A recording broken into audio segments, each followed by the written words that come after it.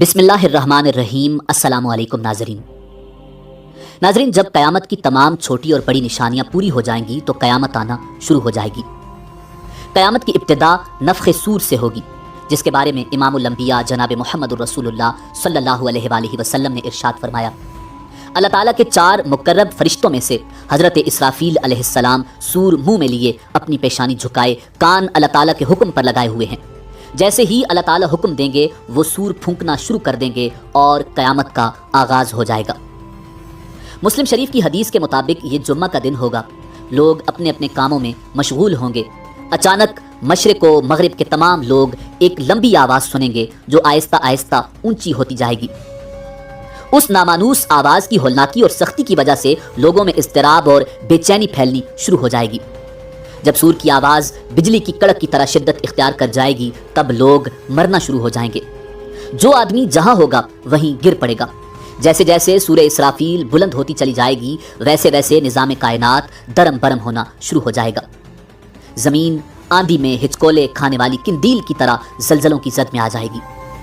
پہاڑ گرد و غبار بن کر اڑنے لگیں گے، سمندروں میں آگ بھڑک اٹھے گی، آسمان پھٹ جائے گا، سورج چاند اور ستارے بے نور ہو جائیں گے، تمام زیرو مخلوق انسان جن اور فرشتے فنا ہو جائیں گے، حتیٰ کہ ملک الموت بھی اپنی روح اللہ تعالیٰ کے حوالے کر دیں گے۔ ہر جاندار اور غیر جاندار چیز فنا ہو جائے گی، بس صرف ایک اللہ وحدہ لا شریک کی ذات ذوالجلال والاکرام باقی رہ جائے گی، اور اللہ سبحانہ و تعالیٰ کا یہ ارشاد مبارک پورا ہو جائے گا، کل من علیہا فان ویبقی وجہ ربک ذو الجلال والاکرام۔ ہر چیز جو اس زمین پر ہے فنا ہونے والی ہے اور صرف تیرے رب ذوالجلال والاکرام کی ذات ہی باقی رہنے والی ہے۔ جب ہر چیز فنا ہو جائے گی تو اللہ سبحانہ و تعالی اعلان فرمائیں گے، این الجبارون این المتکبرون لمن الملک اليوم۔ دنیا میں جبار بننے والے کہاں ہیں؟ دنیا میں متکبر بننے والے کہاں ہیں؟ آج کے روز بادشاہی کس کی ہے؟ طویل سناٹے کے بعد اللہ سبحانہ و تعالی خود ہی اس سوال کا جواب ارشاد فرمائیں گے، للہ الواحد القہار۔ آج کے روز بادشاہت صرف اللہ واحد اور قہار کی ہے۔ مسلم شریف کی حدیث کے الفاظ یوں ہیں، انا الملک این الجبارون المتکبرون۔ میں ہوں بادشاہ، کہاں ہیں دنیا کے جبار اور متکبر؟ ایک طویل مدت جس کا علم اللہ سبحانہ و تعالی کو ہے سکون اور سناٹے میں گزر جائے گی۔ پھر جب اللہ تعالیٰ چاہیں گے نئے سرے سے آسمان، زمین اور فرشتوں کو پیدا فرمائیں گے۔ نئی زمین میں عمارتوں، درختوں، پہاڑوں اور سمندروں کا نام و نشان تک نہیں ہوگا، بلکہ وہ سفید، ہموار اور چٹیل میدان ہوگی جو اپنے رب کے نور سے خوب روشن ہوگی۔ انسانوں کو دوبارہ پیدا کرنے کے لیے آسمان سے ایک بارش نازل ہوگی جس کے نتیجے میں ہر انسان کی ریڑھ کی ہڈی سے پورا انسانی ڈھانچہ تیار ہو جائے گا اور اس پر گوشت پوست بھی چڑھا دیا جائے گا۔ اس کے بعد جناب اسرافیل علیہ السلام کو دوسری مرتبہ سور پھونکنے کا حکم دیا جائے گا اور تمام انسان ننگے پاؤں، ننگے بدن اور بے ختنہ اٹھ کھڑے ہوں گے جس طرح ماں کے پیٹ سے پیدا ہوئے تھے، اور اللہ تعالیٰ کا یہ فرمان بھی پورا ہو جائے گا کہ تم لوگ فردن فردن ہمارے پاس حاضر ہوگے جس طرح ہم نے پہلی مرتبہ تمہیں پیدا کیا تھا۔ سب سے پہلے امام الانبیاء جناب محمد الرسول اللہ صلی اللہ علیہ وآلہ وسلم اپنی قبر انور سے اٹھیں گے۔ پھر حضرت عیسیٰ علیہ نبینا علیہ السلام اور دیگر انبیاء کرام، شہداء، صلحاء، فضلاء اور اہل ایمان اٹھیں گے۔ پھر فساق، فجار اور پھر کفار و مشرکین۔ قبروں سے کافر، مشرک، فاسق اور فاجر لوگ اپنے اپنے اعمال کے مطابق اٹھیں گے۔ کوئی اندھا، کوئی بہرا، کوئی لنگڑا، کوئی چونٹی کی شکل میں اور کوئی سر کے بل اٹھے گا۔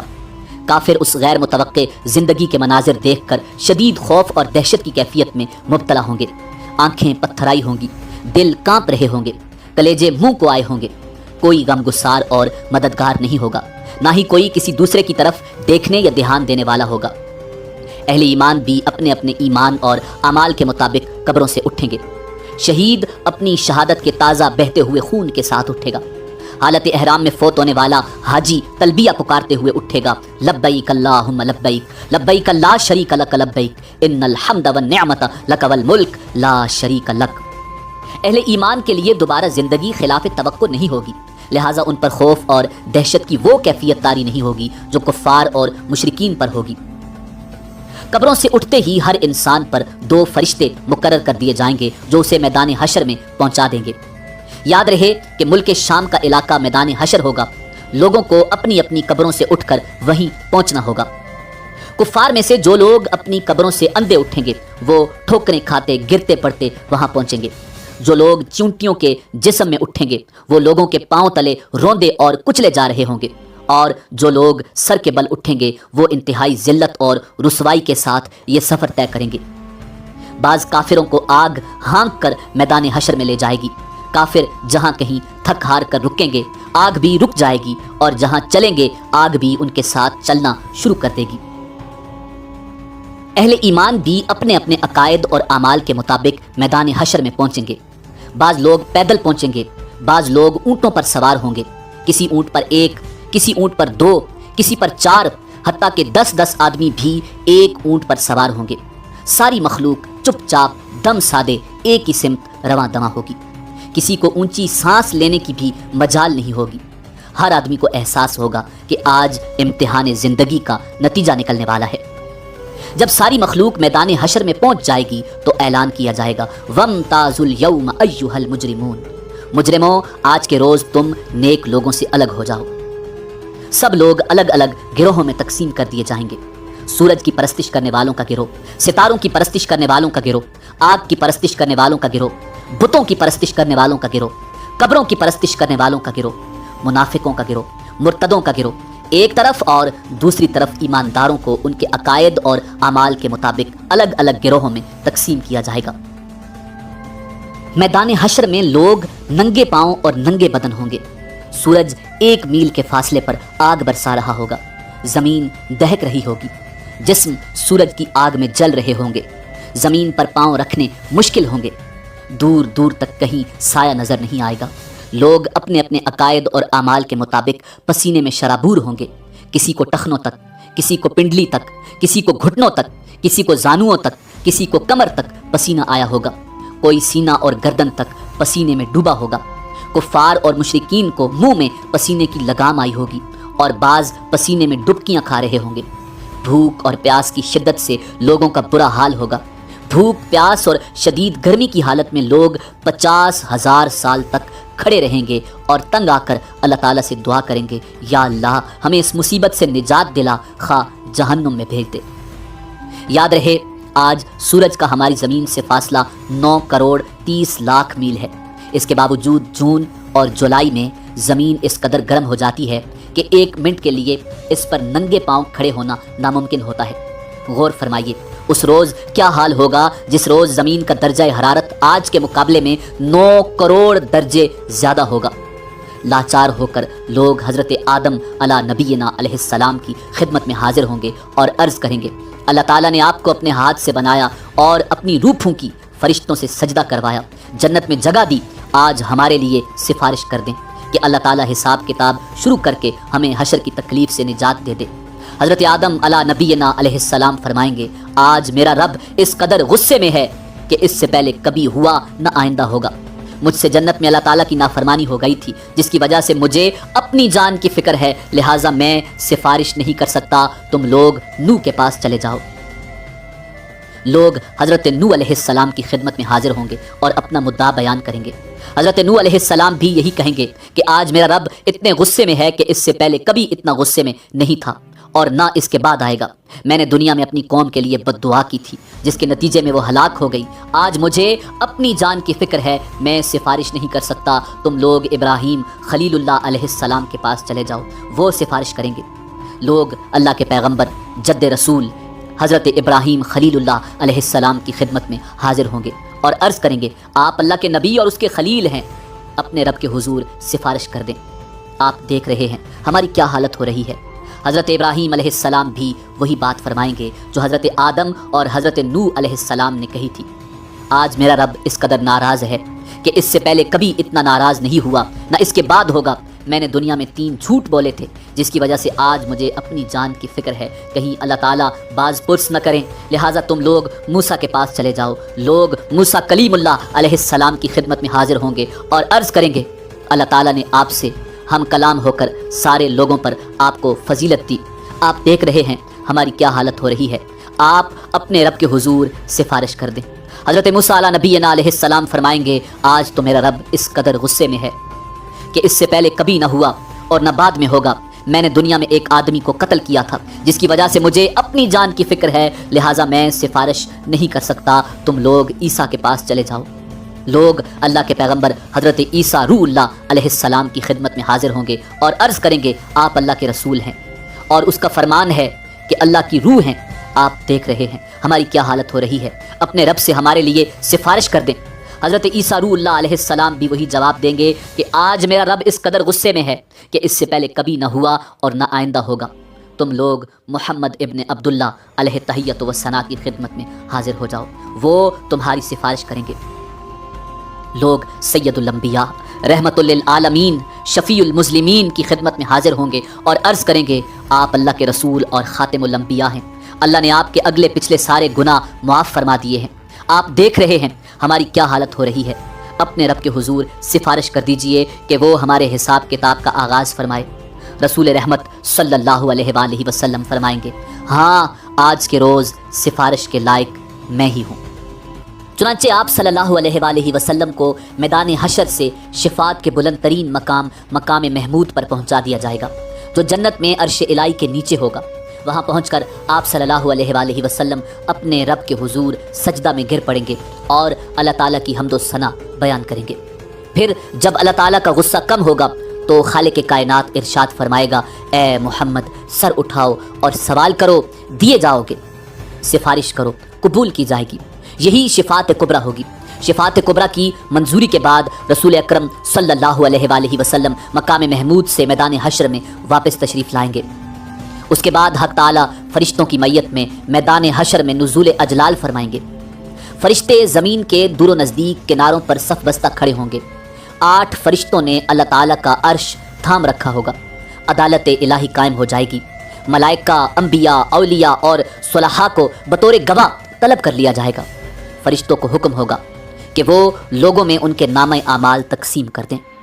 اہل ایمان کو سامنے سے اور دائیں ہاتھ میں نامہ اعمال دیا جائے گا اور کفار و مشرکین کو پشت کی طرف سے بائیں ہاتھ میں نامہ اعمال دیا جائے گا۔ نامہ اعمال پر نظر ڈالتے ہی ہر آدمی کے سامنے اس کی ساری زندگی پیش ہو جائے گی۔ بھولے بسرے ماضی کی ساری یادیں تازہ ہو جائیں گی۔ اہل ایمان کے روشن چہرے کچھ اور بھی روشن اور تر و تازہ ہو جائیں گے اور وہ خوشی خوشی دوسروں کو اپنا عمل نامہ دکھائیں گے اور کہیں گے ہا امقرؤ کتابیہ، لوگو آؤ میرا نامہ اعمال پڑھو۔ کفار و مشرکین کے چہروں کی سیاہی میں اور بھی کچھ اضافہ ہو جائے گا۔ ذلت ان کے چہروں پر چھا جائے گی۔ حسرت و ندامت سے وہ اپنے ہاتھوں کو چبائیں گے اور کہیں گے کاش میں اپنا نامہ اعمال نہ دیکھتا، یا لیتنی لم اوت کتابیہ، میں اپنا نامہ اعمال نہ دیکھتا، مجھے اپنا نامہ اعمال نہ دیا جاتا، ولم ادری ما حسابیہ، اور کاش میں نہ جانتا کہ میرا حساب کیا ہے۔ کفار و مشرکین بار بار اپنے نامہ اعمال کو دیکھیں گے اور تعجب سے کہیں گے کہ یہ کیسا عجیب و غریب نامہ اعمال ہے جس میں ہر چھوٹا بڑا عمل لکھا ہوا موجود ہے۔ یا ویلتا ما لہذا الکتاب لا یغادر صغیرۃ ولا کبیرۃ الا احصاها، ہائے ہماری کمبختی، یہ نامہ اعمال کیسا ہے، کوئی چھوٹے سے چھوٹا یا بڑے سے بڑا عمل ایسا نہیں جو اس میں شامل نہ ہو۔ اعمال ناموں کی تقسیم کے بعد سوال و جواب کا سلسلہ شروع ہوگا۔ اللہ سبحانہ و تعالیٰ جس سے چاہیں گے بغیر کسی ترجمان کے براہ راست سوال کریں گے۔ سب سے پہلے مشرکوں سے پوچھا جائے گا کہ انہوں نے شرک کیوں کیا۔ مشرک انکار کر دیں گے اور اللہ تعالیٰ کی قسم کھا کر کہیں گے ہم نے تو کبھی شرک نہیں کیا، واللہ ربنا ما کننا مشرکین۔ اللہ تعالیٰ کرامن کاتبین کو گواہی کے لیے بلائیں گے، وہ مشرکوں کے شرک کی گواہی دیں گے، لیکن مشرک پھر انکار کر دیں گے۔ شرک سے بھرپور کرامن کاتبین کا تیار کیا ہوا نامہ اعمال ان کے سامنے رکھ دیا جائے گا۔ مشرک اس سے بھی انکار کر دیں گے۔ پھر اس دور کے انبیاء، علماء اور اولیاء کو گواہی کے لیے بلایا جائے گا تو وہ ان کے شرک کی گواہی دیں گے، لیکن مشرک اس سے بھی انکار کر دیں گے۔ پھر قبر یا مزار کی وہ جگہ جہاں شرک کیا جاتا تھا گواہی کے لیے لائی جائے گی، وہ بھی مشرکوں کے شرک کی گواہی دے گی، لیکن مشرک اس کا بھی انکار کر دیں گے اور اللہ تعالیٰ سے مخاطب ہو کر کہیں گے یا اللہ کیا تو نے اپنے بندوں کو ظلم سے پناہ نہیں دی؟ اللہ تعالیٰ ارشاد فرمائیں گے ہاں میں نے اپنے بندوں کو ظلم سے پناہ دی ہے۔ مشرک کہیں گے آج ہم اپنی ذات کے علاوہ کسی دوسرے کی گواہی کو تسلیم نہیں کریں گے، اللہ تعالیٰ ان کی زبانوں پر مہر لگا دیں گے اور ان کے اعضاء کو بولنے کا حکم دیں گے۔ تب مشرکوں کے اعضاء گواہی دیں گے کہ ہاں واقعی یہ شرک کرتے تھے، اور یوں ان پر جہنم واجب ہو جائے گی۔ مشرک اپنے اعضاء کو لعن طعن کریں گے کہ ہم تو تمہیں جہنم سے بچانے کی کوشش کر رہے تھے۔ جواب میں اعضاء کہیں گے جس اللہ نے تمہیں قوت گویائی عطا فرمائی ہے اس نے ہمیں بولنے کا حکم دیا تھا، ہم کیسے انکار کر سکتے تھے۔ ایک منافق سے اللہ تعالیٰ سوال کریں گے کیا میں نے تجھے دنیا میں عزت، حکومت، اہل و عیال اور مال و دولت نہیں دیا تھا؟ وہ عرض کرے گا کیوں نہیں یا اللہ، سب کچھ دیا تھا۔ اللہ تعالیٰ دوسرا سوال پوچھیں گے کیا تجھے یقین تھا کہ قیامت آئے گی اور اللہ تعالیٰ کے سامنے جواب دہی ہوگی؟ منافق کہے گا ہاں یا رب مجھے یقین تھا، میں نے تیرا کلمہ پڑھا، تیری کتاب پر ایمان لایا، تیرے رسول پر ایمان لایا، نماز پڑھی، روزے رکھے، زکوٰۃ دی۔ منافق اپنی تعریفیں کرنے میں پورا زور بیان صرف کر دے گا۔ اللہ تعالیٰ ارشاد فرمائیں گے اچھا ذرا ٹھہرو، ہم کچھ اور گواہ لاتے ہیں۔ منافق اپنے دل میں سوچے گا کہ میں تو مسلمانوں کے ساتھ مل کر نماز روزہ کرتا رہا، آج میرے خلاف گواہی کون دے گا؟ اللہ تعالیٰ اس کے منہ پر مہر لگا دیں گے اور اس کی ران کو بولنے کا حکم دیں گے۔ چنانچہ اس کی ران، اس کے بدن کا گوشت، اس کے بدن کی ہڈیاں اور اس کے جسم کا رواں رواں اس کے نفاق کی گواہی دے گا کہ ایک طرف تو یہ نماز روزہ کرتا رہا اور دوسری طرف کفار سے دوستی پر نازاں تھا اور ان کے مفادات کا تحفظ کرتا رہا، مسلمانوں کو دھوکہ دیتا رہا اور ان سے غداری کرتا رہا۔ اللہ تعالیٰ اس پر سخت غضبناک ہوں گے اور اس پر جہنم واجب ہو جائے گی۔ اہل ایمان سے سوال و جواب کا انداز بالکل مختلف ہوگا۔ ایک مومن آدمی کو اللہ تعالیٰ اپنے قریب بلا کر اس پر اپنا دامن رحمت ڈال دیں گے اور سوال کریں گے تو نے فلاں گناہ کیا تھا، تو نے فلاں گناہ کیا تھا؟ مومن عرض کرے گا ہاں یا اللہ کیا تھا۔ اللہ تعالیٰ اس کے ایک ایک گناہ کے بارے میں سوال کریں گے اور وہ اقرار کرتا چلا جائے گا اور سوچے گا کہ اب تو وہ ضرور ہلاک ہو جائے گا۔ آخر میں اللہ تعالیٰ ارشاد فرمائیں گے میں نے تیرے گناہوں پر دنیا میں بھی پردہ ڈالا ہوا تھا اور آج بھی پردہ ڈال رہا ہوں، اور اسے جنت میں بھیج دیا جائے گا۔ افراد کے علاوہ انبیاء اور رسل کی تکذیب کرنے والی اقوام سے بھی سوال و جواب ہوں گے۔ قوم نوح سے سوال ہوگا تم نے پیغمبر کی تکذیب کیوں کی؟ اور وہ حضرت نوح علیہ السلام اور ان کی دعوت کا انکار کریں گے۔ اللہ تعالیٰ حضرت نوح علیہ السلام سے فرمائیں گے نوح اپنے حق میں گواہی لاؤ۔ حضرت نوح علیہ السلام عرض کریں گے میری گواہی امت محمدیہ ہے۔ چنانچہ امت محمدیہ کے علماء، اولیاء اور صلحاء حاضر کیے جائیں گے اور وہ گواہی دیں گے کہ ہاں نوح پیغمبر بنا کر بھیجے گئے تھے اور انہوں نے 950 سال تک حق رسالت ادا کیا۔ قوم نوح کہے گی تم تو ہمارے زمانے میں موجود ہی نہیں تھے، تم یہ گواہی کیسے دے رہے ہو؟ اس پر رسول اکرم صلی اللہ علیہ وآلہ وسلم کو لایا جائے گا اور وہ اپنی امت کی صداقت کی گواہی دیں گے کہ میری امت نے قرآن مجید کی روح سے بالکل سچی گواہی دی ہے۔ رسول اکرم صلی اللہ علیہ وآلہ وسلم کی اس گواہی کے بعد قوم نوح لاجواب ہو جائے گی اور مجرم قرار پا کر جہنم میں ڈال دی جائے گی۔ ایسا ہی معاملہ قوم ہود، قوم صالح، قوم شعیب، قوم لوط اور دوسرے انبیاء کی اقوام کے ساتھ ہوگا۔ جرم ثابت ہونے کے بعد کافر بارگاہ الہی میں درخواست کریں گے اے ہمارے رب، ہم نے سب کچھ دیکھ اور سن لیا، بس ایک دفعہ ہمیں دنیا میں واپس بھیج دے، ہم ضرور نیک عمل کریں گے۔ ارشاد ہوگا یہ ممکن نہیں، اب تو تمہیں اپنے کرتوتوں کا ہمیشہ ہمیشہ کے لیے مزہ چکھنا ہوگا۔ کفار دوسری درخواست یہ کریں گے یا اللہ ہماری گمراہی کے ذمہ دار ہمارے پیشوا اور لیڈر ہیں، انہیں ہماری نسبت دوہرا عذاب دیا جائے۔ ارشاد ہوگا تمہارا یہ عذر بھی قابل سماعت نہیں، گمراہ ہونے والوں کو گمراہ ہونے کا عذاب دیا جائے گا اور گمراہ کرنے والوں کو گمراہ کرنے کا عذاب دیا جائے گا۔ اپنی اپنی جگہ تم دونوں ہی مجرم ہو، دونوں کو اپنے اپنے کیے کی سزا ملے گی۔ حشر میں اس قسم کے سوال و جواب کے علاوہ دیگر اعمال کا حساب کتاب بھی ہوگا۔ حقوق اللہ میں سے نماز کا حساب سب سے پہلے ہوگا۔ جو آدمی نماز کے حساب میں کامیاب رہا انشاءاللہ باقی اعمال میں بھی کامیاب رہے گا، اور جو نماز کے حساب میں ناکام رہا وہ باقی اعمال میں بھی ناکام رہے گا۔ ارشاد نبوی صلی اللہ علیہ وآلہ وسلم ہے نماز جنت کی کنجی ہے۔ حقوق العباد میں سے سب سے پہلے قتل کا حساب لیا جائے گا، اس کے بعد دوسرے اعمال کا۔ مقتول کو قاتل سے، مظلوم کو ظالم سے، مجبور کو جابر سے، محکوم کو حاکم سے اس کا حق دلوایا جائے گا۔ اللہ تعالیٰ فرمائے گا میں بادشاہ ہوں اور حقوق دلوانے والا ہوں، آج کوئی جہنمی اس وقت تک جہنم میں نہیں جا سکتا جب تک کسی جنتی کو اس کا حق نہ دلوا دوں، اور کوئی جنتی اس وقت تک جنت میں نہیں جا سکتا جب تک کسی جہنمی کو اس کا حق نہ دلوا دوں۔ چھوٹے سے چھوٹے ظلم اور معمولی سے معمولی زیادتی کا حق بھی اللہ تعالیٰ حقدار کو دلوا کر چھوڑیں گے۔ اگر کسی نے پیلو کی ٹہنی کے برابر کسی کا حق غصب کیا ہوگا یا کسی کی بے عزتی کی ہوگی تو اللہ تعالیٰ اس کا بدلہ بھی دلوائیں گے۔ اگر کسی نے کسی جانور پر ظلم کیا اور زیادتی کی ہوگی تو اس جانور کا بدلہ بھی اللہ تعالیٰ لے کے چھوڑیں گے۔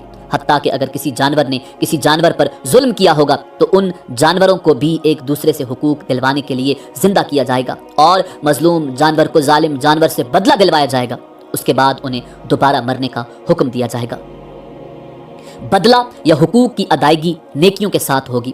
ظالم نے مظلوم پر جتنا ظلم کیا ہوگا اس کے برابر اس کی نیکیاں لے کر مظلوم کو دی جائیں گی۔ اگر ظالم کے نامہ اعمال میں نیکیاں نہیں ہوں گی تو پھر مظلوم کے گناہ ظالم کے سر پر ڈال دیے جائیں گے۔ حقوق لینے اور دینے کے بعد تمام انسانوں کے نامہ اعمال اپنی آخری شکل میں وزن ہونے کے لیے تیار ہو جائیں گے اور اتمام حجت کے لیے میزان قائم کیا جائے گا۔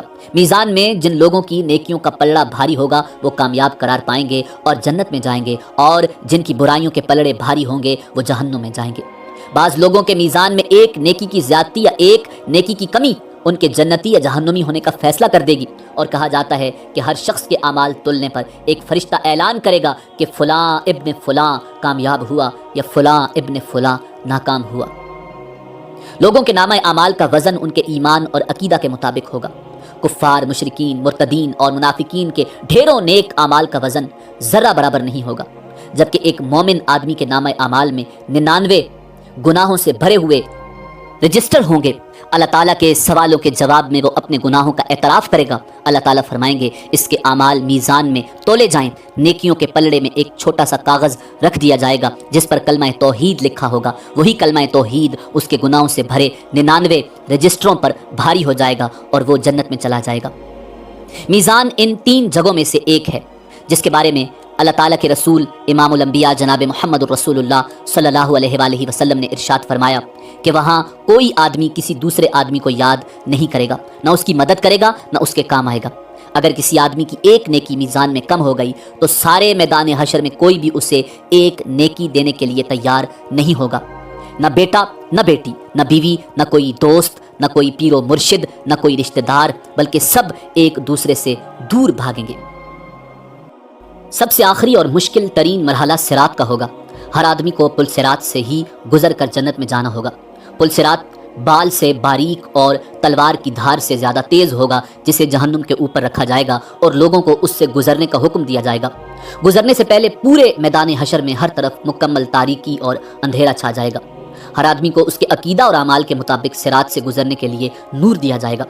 اہل ایمان کو 2 نور کی مشلیں دی جائیں گی، بعض کو ایک مشل دی جائے گی۔ بعض لوگوں کو ٹمٹماتے چراغ کی روشنی دی جائے گی، حتیٰ کہ سب سے کم درجہ اس شخص کا ہوگا جس کے پاؤں کے انگوٹھے پر روشنی ہوگی۔ اہل ایمان پل صراط سے گزرتے ہوئے اللہ تعالیٰ سے دعا مانگیں گے، ربنا اتمم لنا نورنا واغفر لنا انک علی کل شیء قدیر۔ اے ہمارے پروردگار، ہمارا نور آخر دم تک قائم رہے، ہمیں بخش دے، بے شک تو ہر چیز پر قادر ہے۔ بعض اہل ایمان بجلی کی تیزی کے ساتھ پل صراط عبور کریں گے، بعض ہوا کی تیزی کے ساتھ، بعض تیز رو گھوڑوں کی رفتار سے اور بعض اونٹوں کی رفتار سے عبور کریں گے۔ بعض لوگ دوڑتے ہوئے، بعض لوگ عام چال سے اور بعض سست رو ہوں گے۔ بعض گرتے پڑتے، ٹھوکریں کھاتے اور زخمی ہوتے عبور کریں گے۔ پل صراط کے دونوں طرف خودکار کنڈے یعنی ہکس لگے ہوں گے جو اللہ تعالیٰ کے حکم کے مطابق بعض لوگوں کے چلنے میں صرف رکاوٹ ڈالیں گے۔ بعض لوگوں کو پل کے اوپر ہی بار بار گراتے رہیں گے، بعض لوگوں کو صرف زخمی کریں گے اور بعض کو کھینچ کر جہنم میں ڈال دیں گے۔ کچھ لوگ چند قدم ہی چلیں گے تو انہیں جہنم میں گرا دیا جائے گا، بعض لوگ کچھ فاصلہ طے کر لیں گے تو جہنم میں گرا دیے جائیں گے، بعض لوگ نصف فاصلہ طے کرنے کے بعد گرائے جائیں گے، بعض صراط عبور کرنے کے قریب ہوں گے تو گرا دیے جائیں گے۔ انسان کے اعمال صالحہ صراط پر نہ صرف نور مہیا کریں گے بلکہ انسان کی حفاظت بھی کریں گے، اور کہا جاتا ہے کہ قربانی کے جانور سواریوں کا کام دیں گے۔ صراط سے گزرنے کا منظر اس قدر ہولناک ہوگا کہ کسی کی زبان سے کوئی بات نہیں نکلے گی، صرف انبیاء کرام کی زبان سے یہ آواز سنائی دے گی، رب سلم رب سلم، یا اللہ ہمیں بچا لے، یا اللہ ہمیں بچا لے۔ صراط سب سے پہلے رسول کریم نبی محتشم صلی اللہ علیہ وآلہ وسلم اور آپ کی امت عبور کرے گی، بعد میں دیگر انبیاء اور ان کی امتیں عبور کریں گی۔ صراط عبور کرنے کے بعد تمام اہل ایمان پل صراط کے آخری حصے میں روک لیے جائیں گے، اور جن مسلمانوں کے درمیان کوئی غلط فہمی یا گلا شکوہ، غصہ یا ناراضگی ہوگی وہ دور کی جائے گی۔ جب سارے اہل ایمان مکمل طور پر پاک اور صاف ہو جائیں گے تب انہیں جنت میں داخل ہونے کی اجازت دی جائے گی۔ نبی کریم رؤوف الرحیم امام الانبیاء جناب محمد الرسول اللہ صلی اللہ علیہ وآلہ وسلم جنت کے دروازے پر تشریف لائیں گے۔ دروازہ کھلے گا، آپ اپنی امت سمیت جنت میں قدم رنجہ فرمائیں گے۔ جنت میں داخل ہونے کے بعد آپ کو اپنی امت کی فکر لاحق ہوگی، آپ اپنی امت کا حال دریافت فرمائیں گے۔ جب آپ کو معلوم ہوگا کہ بے شمار امتی جہنم میں ہیں تو آپ اللہ کے حضور سجدہ میں گر پڑیں گے، اللہ تعالیٰ کی حمد و ثنا کر کے سفارش کی اجازت طلب کریں گے۔ طویل مدت سجدہ میں گزارنے کے بعد حکم ہوگا، اے محمد جاؤ، آپ کی امت میں سے جن کے دل میں جو کے دانے کے برابر ایمان ہے انہیں جہنم سے نکال کر جنت میں داخل کر دو۔ رسول کریم صلی اللہ علیہ وآلہ وسلم فرشتوں کو لے کر اپنی امت کے برگزیدہ افراد کے ساتھ جہنم کے کنارے تک جائیں گے اور فرمائیں گے، اپنے اپنے اعزاء و اقارب اور اپنی اپنی جان پہچان کے افراد کی نشانی بتاؤ تاکہ فرشتے انہیں نکال لائیں۔ چنانچہ ایسے لوگ جن کے دل میں جو کے دانے کے برابر ایمان ہوگا جہنم سے نکال کر جنت میں لے جائیں گے۔ اس وقت آپ صلی اللہ علیہ وآلہ وسلم کی امت اہل جنت کا 1/4 ہوگی۔ آپ کی سفارش دیکھ کر دیگر انبیاء کرام بھی اپنی اپنی امتوں کی سفارش کریں گے۔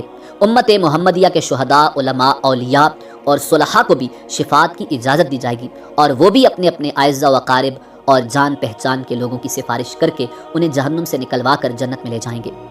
رسول کریم صلی اللہ علیہ وآلہ وسلم جنت میں واپس پہنچ کر پھر امت کے بارے میں سوال کریں گے، اب میری امت میں سے کتنے آدمی جہنم میں باقی ہیں؟ آپ کو بتایا جائے گا کہ ابھی تو 1000 تعداد میں لوگ جہنم میں ہیں۔ آپ پھر سفارش کے لیے سجدہ میں گر پڑیں گے۔ اذن شفاعت ملے گا کہ آپ کی امت کے وہ افراد جن کے دل میں چونٹی یا رائی کے برابر ایمان ہے انہیں بھی نکال لاؤ۔ آپ حسب سابق امت کے علماء و اولیاء صلحاء کو ساتھ لے کر جہنم کے کنارے پہنچیں گے اور رائی کے برابر ایمان والوں کو جہنم سے نکال کر جنت میں لے جائیں گے۔ تب آپ کی امت اہل جنت کی 1/3 ہو جائے گی۔ آپ پھر استغفار فرمائیں گے، میری امت کے کتنے افراد ابھی جہنم میں ہیں؟ آپ کو بتایا جائے گا ابھی تو ہزاروں امتی جہنم میں ہیں۔ آپ اذن شفاعت کے لیے پھر سجدہ ریز ہو جائیں گے، اللہ تعالیٰ کی حمد و ثنا کریں گے۔ آپ کو پھر اذن شفاعت ملے گا کہ چونٹی یا رائی سے کم درجہ کے ایمان والوں کو بھی جہنم سے نکال لاؤ۔ اذن شفاعت ملنے پر آپ پھر فرشتوں کی میت میں اپنی امت کے علماء، فضلاء اور اولیاء و صلحاء کے ساتھ جہنم کے کنارے پہنچیں گے اور امت کے ان افراد کو بھی جہنم سے نکلوائیں گے جن کے دل میں رائی سے بھی کم درجہ کا ایمان ہوگا۔ تب آپ کی امت اہل جنت کی نصف تعداد کے برابر ہو جائے گی۔ چوتھی مرتبہ پھر رسول اکرم صلی اللہ علیہ وآلہ وسلم ان لوگوں کے لیے اذن شفاعت طلب کریں گے جنہوں نے ساری زندگی میں صرف ایک بار لا الہ الا اللہ پڑھا ہوگا۔ اللہ تعالیٰ ارشاد فرمائیں گے، میری عزت، عظمت، جلال اور کبریائی کی قسم، جس نے لا الہ الا اللہ کہا ہے اسے میں خود جہنم سے نکالوں گا۔ چنانچہ آخر میں اللہ تعالیٰ خود ان لوگوں کو جہنم سے نکال کر جنت میں داخل فرمائیں گے جنہوں نے لا الہ الا اللہ کہا ہوگا۔ جنتی لوگ اس آخری گروہ کو اتقاء الرحمن یعنی رحمان کے آزاد کردہ کہہ کر پکاریں گے۔ شفاعت کا سلسلہ جب مکمل ہو جائے گا اور تمام اہل جنت جنت میں داخل ہو جائیں گے، تب اہل جنت میں اپنی اولادوں اور عزیز و اقارب سے ملنے کا تجسس پیدا ہوگا اور وہ ان کے ملنے اور انہیں دیکھنے کی خواہش کا اظہار کریں گے۔ ارشاد باری تعالیٰ ہوگا کہ اولادوں کو ان کے والدین کے ساتھ ملا دیا جائے۔ چنانچہ تمام اہل جنت کے اہل و عیال کو ایک جگہ اکٹھا کر دیا جائے گا۔ اہل جنت کے جنت میں آباد ہو جانے کے بعد اور اہل جہنم کے جہنم میں پہنچنے کے بعد سب کو آواز دی جائے گی، اے اہل جنت جنت کے کنارے پر آ جاؤ، اے اہل جہنم جہنم کے کنارے پر آ جاؤ۔ دونوں فریق جب کناروں پر پہنچیں گے، ایک سفید مینڈا لایا جائے گا جس کے بارے میں سوال کیا جائے گا، اے اہل جنت، اے اہل جہنم بتاؤ یہ کون ہے؟ کہیں گے یا اللہ یہ موت ہے۔ اس کے بعد اللہ تعالیٰ اس مینڈے کو ذبح کرنے کا حکم دیں گے۔ مینڈے کو ذبح کرنے کے بعد اعلان کر دیا جائے گا، اے جنت والو تمہارے لیے ہمیشہ ہمیشہ کے لیے جنت ہے، تمہیں کبھی موت نہیں آئے گی، اور اے جہنم والو تمہارے لیے ہمیشہ ہمیشہ کی جہنم ہے، تمہیں بھی کبھی موت نہیں آئے گی۔ یہ سن کر جنتی لوگ اس قدر خوش ہوں گے کہ اگر خوشی سے مرنا ممکن ہوتا تو جنتی لوگ خوشی سے مر جاتے۔ جہنمی یہ اعلان سن کر اس قدر مغموم ہوں گے کہ اگر غم سے مرنا ممکن ہوتا تو جہنمی لوگ غم سے مر جاتے۔ آخرت کے شدید مصائب و آلام کے مقابلے میں دنیا کے مصائب و آلام نہ صرف عارضی بلکہ بہت ہی کم تر درجے کے ہیں۔ آخرت کی لازوال اور ابدی نعمتوں کے مقابلے میں دنیا کی نعمتیں بالکل عارضی اور کم تر درجے کی ہیں۔ پس عقل مند لوگ وہی ہیں جو نہ تو دنیا کے مصائب و آلام سے گھبرا کر اللہ اور اس کے رسول کی نافرمانی میں پڑیں اور نہ ہی دنیا کی رنگینیوں کے فریب میں مبتلا ہو کر اللہ اور اس کے رسول کو ناراض کر بیٹھیں۔